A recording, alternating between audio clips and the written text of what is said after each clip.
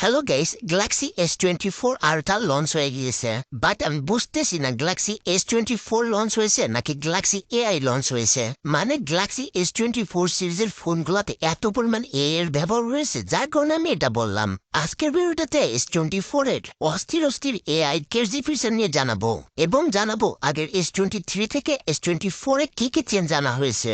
তাই আর বেশি দেরি না করে অস্থির সব এআই ক্রেজি ফিচার নিয়ে জানানো শুরু করি। এট ফার্স্ট আমার কাছে সব থেকে বেশি ইউজফুল মনে হচ্ছে সার্কেল টু সার্চ। এটা ইউজ করে কিভাবে?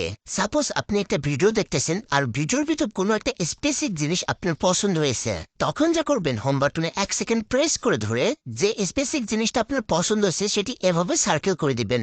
তাহলে গুগলে যত ইনফরমেশন আছে ওইটার সবকিছু শো করাবে। এটা কিন্তু ছবির জন্য না, শুধু টেক্সটের ক্ষেত্রেও এই সেম জিনিসটা করতে পারবেন। সত্যি কথা বলতে এটা আপনি আগেও করতে পারতেন গুগল থেকে, বাট স্যামসাং এটাকে অনেক ইজি টু ইউজ করে ফেলছে, দ্যাট ইজ অ্যাকচুয়ালি গুড। এরপর আপনি S24 দিয়ে যে কোনো ভিডিও রেকর্ড করেছেন, সেই ভিডিওটির ভিতর যে কোনো জায়গায় লং প্রেস করে রাখলে এই ভিডিওটি সুলভ মতে কনভার্ট হয়ে যাবে, আর এটি ফোন থেকে এডিট করে গ্যালারিতে সেভও করে নিতে পারবেন। বিষয়টা আমার কাছে খুবই ভালো লাগছে, বাট এটা কিন্তু 100% একুরেট হবে না। নেক্সট, এটাতে থাকা যে কোনো ছবির সাবজেক্ট বা অবজেক্ট কে মুভ করতে পারবেন, রিমুভ করতে পারবেন। ছবির ফ্রেম যদি ঠিক না থাকে সেটিও এর মাধ্যমে ঠিক করে নিতে পারবেন।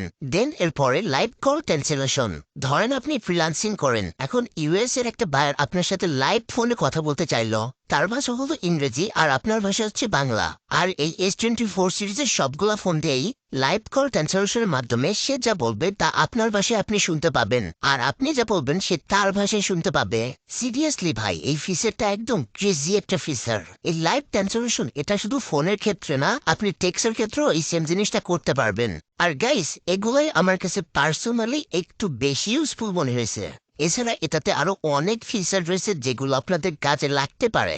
যেমন আপনি নোটপ্যাডে স্পেন্ডে কিছু একটা লিখলেন, বাট সেটি আঁকাবাঁকা ভাবে লেখা হয়ে গেছে, জাস্ট এক ক্লিকে এর মাধ্যমে আঁকাবাঁকা লেখা সোজা করতে পারবেন। আর লাইভ কল ট্রান্সলেশনের যে ব্যাপারটা, এটা মাত্র 13টা ল্যাঙ্গুয়েজে সাপোর্ট করে, যার ভিতরে বাংলা ভাষাটা নাই যদিও, বাট পরবর্তীতে অ্যাড হতে পারে। S24 সিরিজের সবগুলো এআই ফিচার হয়তো আপনারা কাজে লাগাতে পারবেন না, এটা তো মাত্র নতুন আসছে। আস্তে আস্তে এটাতে এআই আরো আপডেট করলে তখন হয়তো এর সবগুলো ফিচার আপনি কাজে লাগাতে পারবেন। এখন আগের S23 থেকে নতুন S24 এ কি কি চেঞ্জ আনা হয়েছে। প্রথমত ডিজাইন, আগের S23 তে কার্ভ ডিসপ্লে ছিল আর এটাতে ফ্ল্যাট ডিসপ্লে। আর আগে থেকে ফোনটা একটু স্লিম করা হয়েছে। আর সাইডের ফ্রেম আগেরটা তো গ্লোসি ছিল আর এটাতে ম্যাট ফিনিশ করা হয়েছে। আর ফ্রেমে আইফোনের মতো টাইটেনিয়াম ব্যবহার করেছে, যার ফলে আগেরটা থেকে ফ্রেম অনেক বেশি স্ট্রং হবে। ও আচ্ছা, ফোনটাতে আরেকটা বড় ইমপ্রুভমেন্ট এনেছে, এটার ডিসপ্লে প্রোটেকশনের জন্য কোর্নিং গোরিলা গ্লাস আর্মর ব্যবহার করেছে, যেটা আগেরটার থেকে 4 গুণ বেশি ক্র্যাশ রেজিস্ট্যান্স রয়েছে। আর এটা হাত থেকে পড়ে গেলে ভেঙে যাওয়ার পসিবিলিটি খুবই কম থাকবে। আর ডিসপ্লের ভিতরে মেজর কোনো চেঞ্জ আনা হয় নাই, শুধু ব্রাইটনেসটা বাড়ানো হয়েছে। আগেরটাতে 1750 নিটস আর এটাতে 2600 পিক ব্রাইটনেস রয়েছে।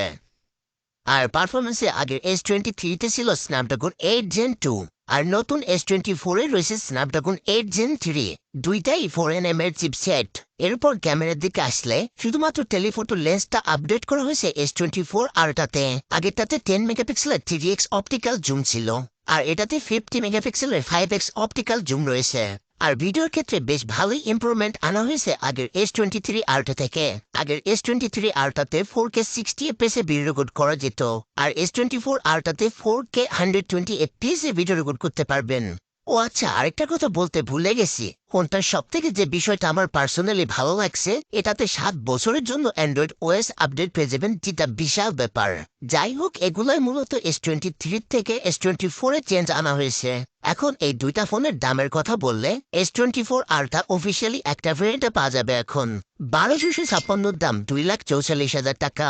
আর আনঅফিসিয়ালি অনেকগুলো ভেরিয়েন্টেই পাওয়া যাবে এটা, যার ভিতরে 12,256 দাম 1,44,000 টাকা, এবং 12 জিবি র্যাম 512 জিবি ইন্টারনাল স্টোরেজের দাম 1,56,000 টাকা।